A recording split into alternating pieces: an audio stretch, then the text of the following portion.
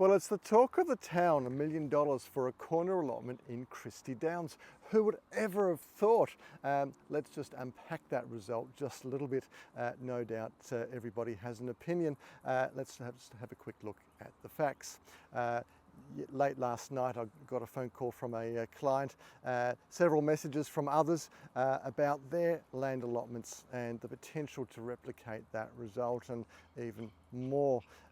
Certainly developments are on the rise in Adelaide. The government has a very clear plan of urban infill, and we are going to pack more people in and more properties in the same geographic area. The footprint of Adelaide just can't grow anymore at all.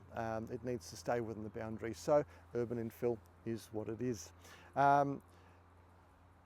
What just happened at Christies Downs? Well, the reality is, whilst we look at the single figure there of $1 million, it's a 744 square metre site that is actually able to be cut up into 4 separate allotments.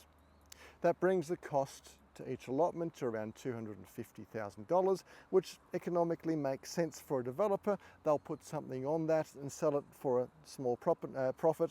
They actually don't make that much profit per sale. It's the economies of scale, the fact that they can fit 4 on there, and that's where the developer will make their money. Let's assume for a moment that that was just a 3 site. Suddenly the numbers don't stack up anymore, and I doubt anyone would have paid $1 million for that particular property. So that's where the secret of the sauce lies, if you will. If we have, say, a larger allotment in general neighbourhood zone, then we couldn't actually put 4 on there. We might only be able to fit those 3 irrespective of size. The secret here was that it was a land allotment in the high density zone, and that's where the money is. If you've got a property in the high density zone, particularly if it's a corner allotment where there are no trees on the verges, and you've got good access to sewerage, well, that's where the money is, and probably that's why the developer paid the money they did. Introduce a slope of any kind, limited access to sewerage, to services, start including Stobie poles, electricity poles, or trees into the equation, and we limit what we can do with a property no matter where it is.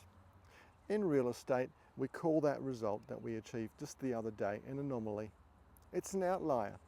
It will probably be achieved again in time, but I wouldn't expect to see that sort of sales result every single day for every development site. If you have a site and you think it's worth developing, there is certainly money to be made. Let's have a conversation about that. I'm Marco Wenzel, Harris Real Estate, and look forward to connecting soon.